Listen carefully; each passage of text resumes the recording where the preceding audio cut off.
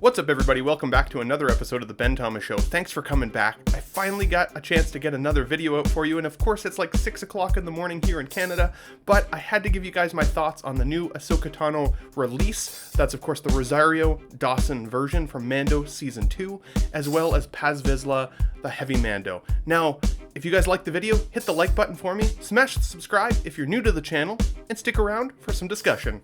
Let's get into it.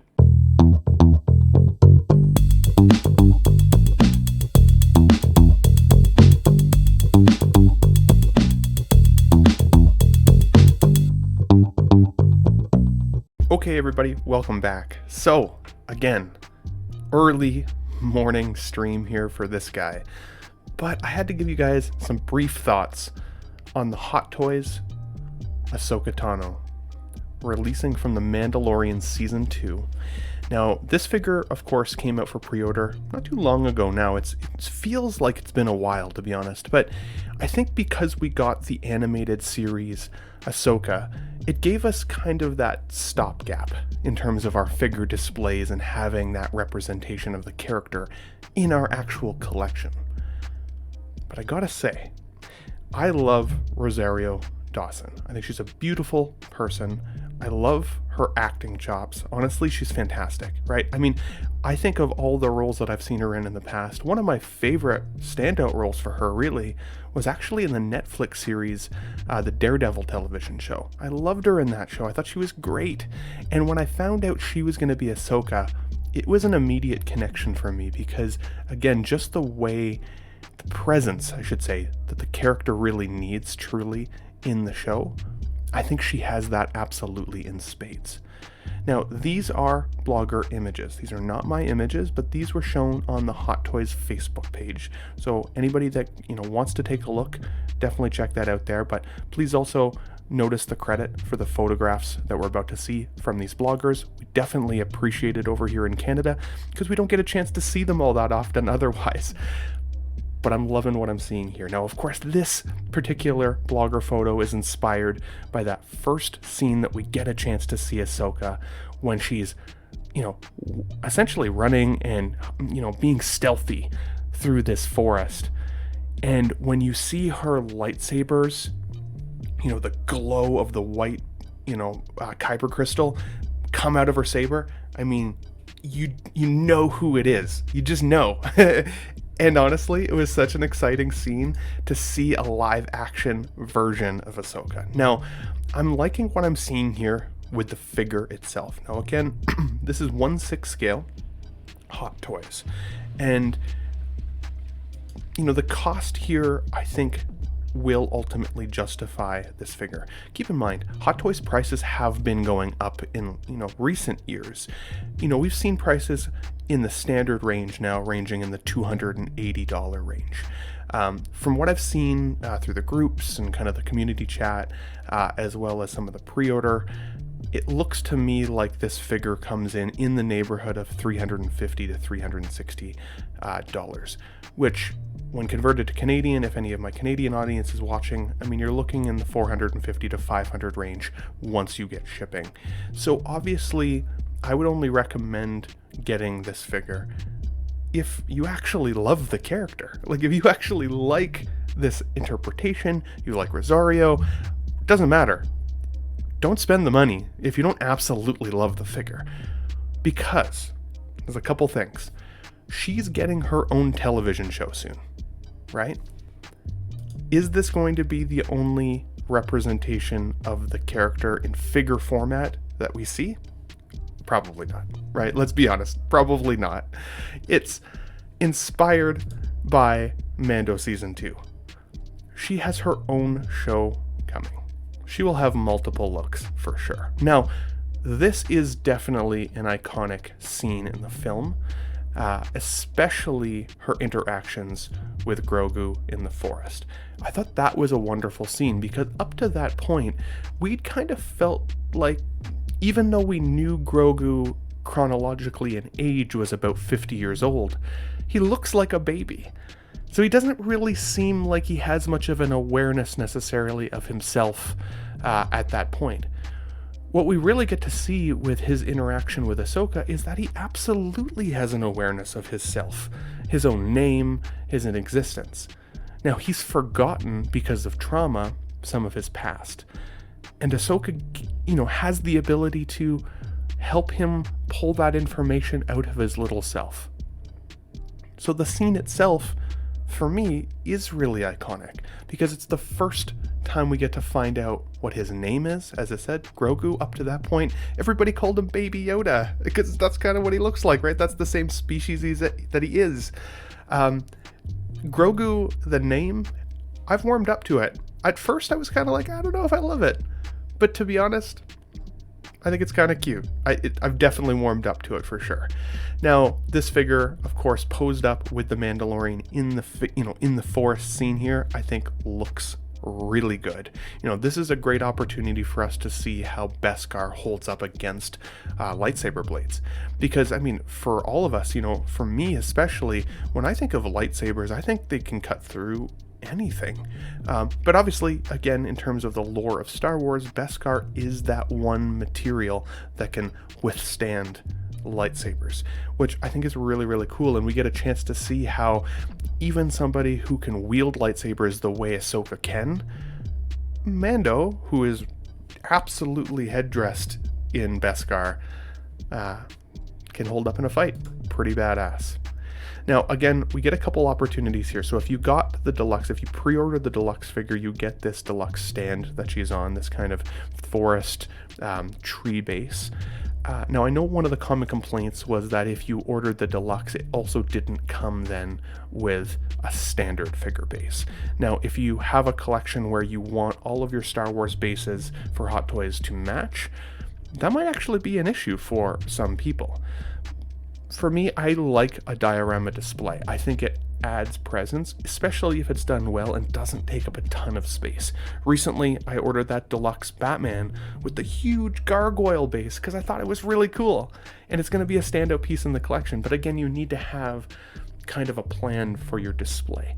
If your plan for your display is more in the line with uniformity, the deluxe version here may or may not have been the option for you. I also believe, if I'm not mistaken, and feel free to correct me in the comments, everybody that's watching, but the lantern, I believe, is also part of that deluxe display. So if you like the lantern and you like this diorama display, hopefully you've already gone with the deluxe. If not, I think the standard option is still going to be excellent. Now, one thing that I, was critical of in terms of the animated Ahsoka that we got was that she's seamless, and I like the look of seamless figures. Seams to me, or joints, really take me out of the immersion of feeling like it's a 1/6 scale person in my collection. I love the way her shoulders look here, but one of the benefits is that she's got these wraps up to her kind of mid-arm. So even if there was a breakage underneath, thankfully you wouldn't see it. Obviously, there's always that opportunity for a breakage at the shoulders. So this is still going to be, I think, a relatively light posability figure. I think she'll have great range of movement. I think you'll be able to pose her. But if you've never had a character with a body type like this, just definitely take caution once it's in your display. If you're in a really humid or dry environment, either or, that can also play a major role. For me, I'm here in Canada, out west, so it's pretty freaking dry. So I got to worry about cracking from the material drying out, right? And so something to note at least. I think for me, this will be a figure once I get her in my collection. I'll pose her a couple of times, take some really great pictures, but then I'll try to make them great anyways. But then once she's in the display, it's probably going to be mostly museum pose for this one. But look at how good her sabers look on her belt. I think the tailoring on the outfit looks fantastic. I really think that the Leku, her head tentacles, if you want to call them that, or brain tentacles, I think is also another name for them. I think they look fantastic. I think they're well painted. I like the material choice that they've used. Yeah, I'm happy with it. Now, when we saw the original prototype images for this figure, there was some concern that the likeness to the actress wasn't 10 out of 10. Maybe even not 9 out of 10. In fact, I actually saw some comparisons of her face compared to the Bo-Katan figure, and I saw people saying that maybe it was literally just a Bo-Katan face sculpt repainted. I don't think so. I don't think so. It got me. I looked, but I don't think so. So I do think that there is not necessarily a downgrade, but a change in the face sculpt from what we're seeing here, from the original prototype. Is it for the worse? No, honestly, I don't think so. I do recognize that Rosario herself has a massive intensity behind her eyes. I think in figure format you'll lose that a little bit because they're still lifeless figures, right?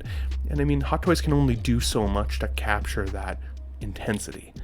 But in the facial expression that they give us here, and in the eyes, I still see Rosario, so I am happy with that. Again, of course, we do get another little Grogu. I don't know about you, I think I've got 4 Grogus in my collection now. So I'm going to have to bring one to the office, you know, maybe plant one on my dashboard in the car, and then of course have like 1 or 2 maybe in my display. Because there's definitely a point at which you can have too many Grogus. Is he cute as heck? Yeah, 100%. In fact, I actually think he looks better than some of the larger scale versions that we've seen in like quarter scale, for example, from Hot Toys. I think the 6 scale version looks better. And his head does turn, it's a little bit articulated. The outfit is a hard plastic, so you know, I mean, you don't get a lot out of it, but I do think it's cute. This particular one looks like he's got seams at his shoulders, so you can at least raise his arm to wave, kind of like the picture you're seeing. Now again, I wanted to take one more look here at Ahsoka's face. I definitely see Rosario here, but I did make a comparison photo, and the lighting I found to be similar. This is a promo image from I think the Mandalorian, if not the Ahsoka show that's coming. I think it looks pretty good. I think the length on the Leicu are pretty solid, pretty strong. The color, I notice, is a little darker in the darker stripes on the Leicu in the promo image and some of what we've seen from the show. But again, that can just really be a lighting thing at this point. Definitely not a deal breaker at all. I think one of the things that I would have loved to see is 2 head sculpts on this figure. I know it's too late now, so it's really just wishing for things that we're not going to get at this point, at least with this release. I'm hoping for future Ahsoka releases we do see more of an animated face pose, in terms of, not animated I shouldn't say, but more of like a dynamic face.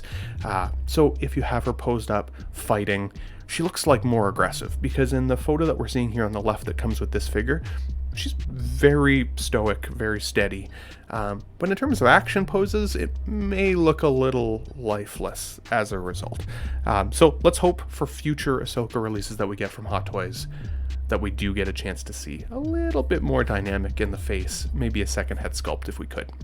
Now, with Ahsoka show coming, and I didn't put any slides together for it, but I am definitely hoping that we see Ezra Bridger. I know that it's been announced that he should be in the show. I'm not totally sure which actor it is quite yet. I loved Rebels, and I loved some of the animated verse around the Ahsoka character and her, you know, kind of clan or posse that she has with her, I should say. Ezra being one of them. I thought he was a great character. Sabine Wren also, I'm really excited to see what that looks like in figure format. And then, of course, Anakin or Darth Vader. I think with the Ahsoka show, we're going to get a little bit more out of that relationship. We're going to find out kind of more of the dynamic between the history that we already know, some of that in between time, and then of course Mando as well. So I'm really excited to see possibly Anakin Skywalker or even Hayden Christensen make a return in the live action show. I thought he was really, really good in Book of Boba Fett. I was really excited. I'm really excited to get the 6-scale Darth Vader with the broken mask, the deluxe version this year from that Anakin. I don't have a Darth Vader in my collection with my Star Wars setup. Excuse me. My Star Wars setup is all in the other room. This is all my DC stuff in the back. So we've got lots coming to the Ben Thomas show. I'm really excited about it, but Ahsoka is definitely going to be one of them. Now again, like I said at the beginning of the video here, guys, for most of us, we know what we want in our collections. But if you're a new collector and you're listening to this for the first time, don't just buy based on the hype. Just don't. Plan your collection. Hot toys can be like Lay's chips. You can't just have one. And once you get down that slippery slope of buying figures, suddenly your collection can explode. And if you don't have a plan or a direction or even maybe a display plan for it, it can be disappointing when you have all these figures in hand and you're like, what do I do with them now? And they're not selling as well on the re-market or on the aftermarket, I should say, as well as they once did. I think they will get back to that. I think that the health of Hot Toys is coming back, and that in the 6-scale industry, I think it's coming back. But for now, don't buy things that you don't absolutely want, because if you needed to move them on down the line, you may take a loss. So just a note for caution. Now, next, we have Paz Vizsla, or most of us know him as the Heavy Mandalorian. Now, I think it's interesting because these photos that we're seeing here for this figure, it says in the bottom corner, inspired by scenes from the Book of Boba Fett. Obviously, that's that scene where he's fighting the Mandalorian.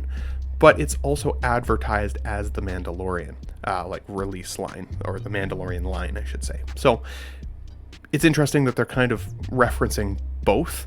I'm still really excited for Fennec Shan.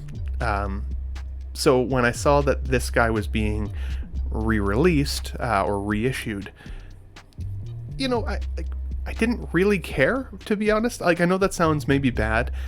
This is a figure I don't have in my collection. I missed him on the first go around, but it hasn't been long enough to really be, even for me, a chase figure yet.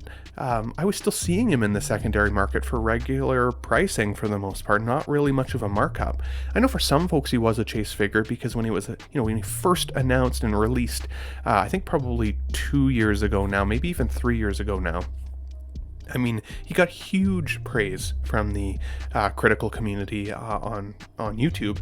All the reviewers that had him in hand, and even just the average Joe or average Jill that had this guy in their collection really seemed to love them.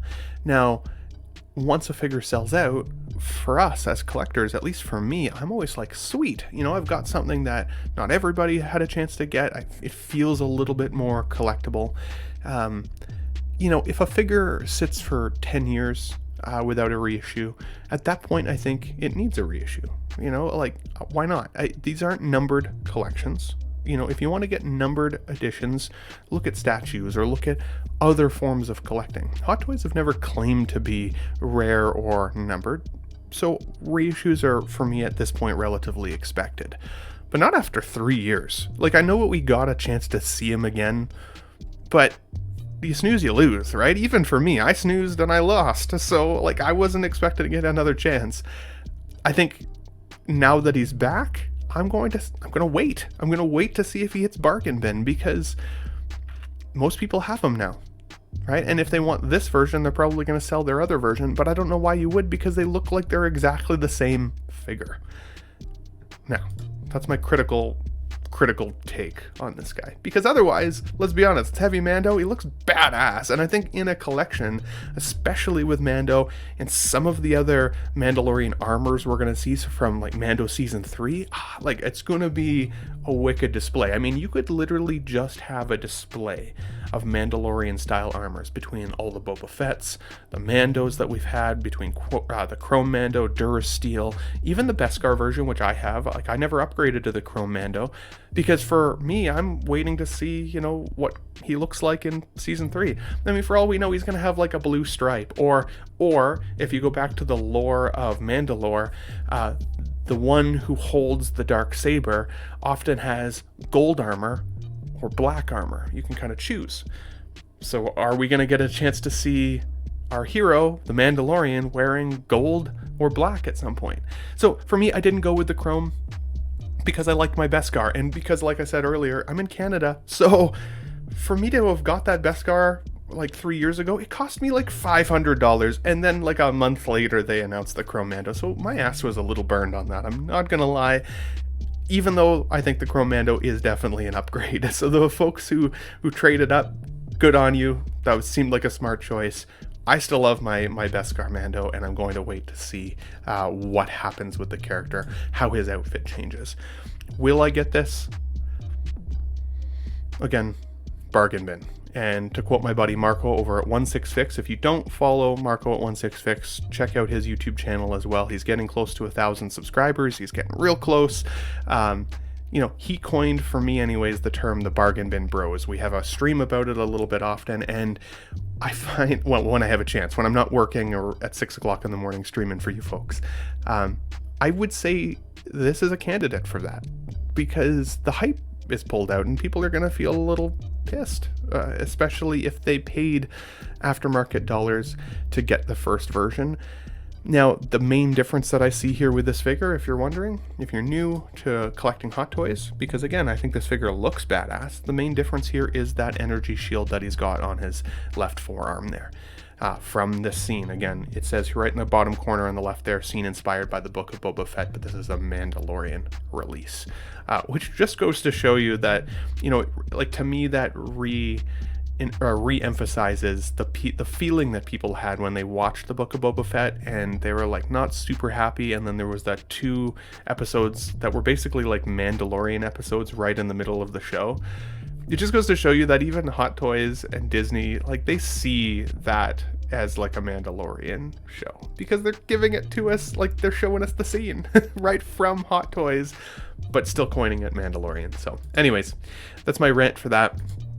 I do think this is a great figure. We'll see where the pricing for me ends up landing. If it's bargain bin, if it's something that I can get in the collection down the line, I think I will check it out. I do anticipate that with season 3 of Mandalorian coming, we are going to see so many armors. So stick to your guns. If you're a completionist collector, makes sense. If you're not a completionist collector and you're just trying to cultivate a really cool looking display, wait for some of those armors that really resonate with you, because I definitely think we're going to have pretty much everything we see from that show. In fact, I also have seen some promo images of the armorer, which I didn't get on the first round because of her single jointed elbows. It looks like she's got blonde hair potentially coming out the back of her helmet now. So I wonder if we'll even, see a reissue of her. So I think reissues are going to be the way of the future. I think that Star Wars is going to stay relevant in terms of their figure line releases. I know people are waiting for that N1 Starfighter. Is this warming us up for an N1 Starfighter? I mean, maybe. Or for all we know, the N1 Starfighter is going to get destroyed in the first episode of Season 3 and he's going to have a different ship. But the Razor Crest on the HasLab option that came out a few years ago, it still stayed pretty relevant even though the Razor Crest was destroyed. So who knows? Hard to say when it comes to Star Wars. But again, guys, I appreciate you sticking around. Thanks for watching the live stream today. Tonight I will be on Collecting Weekly on the live show with the boys. For me, that is 7:30 Mountain Standard Time. I believe it's 9:30 Pacific Standard Time, but I'll put it in my Instagram. So stick around because we're going to dive deeper into these figures, especially with the boys there as well. Maybe they'll have a little bit more in terms of the pricing or some thoughts that I missed out on. They're always wonderful to stream with. Again, that's the Collecting Weekly YouTube channel. Check out Marco at 16fix. Check out John at the Everyday Collector, as well as all the other guys that I stream with all the time. They're all fun folks. So, but if you guys liked the video, hit the like button for me. Smash the subscribe if you're new to the channel, and I will catch you guys on the next figure breakdown video. Thanks for watching, everybody. Have a great afternoon.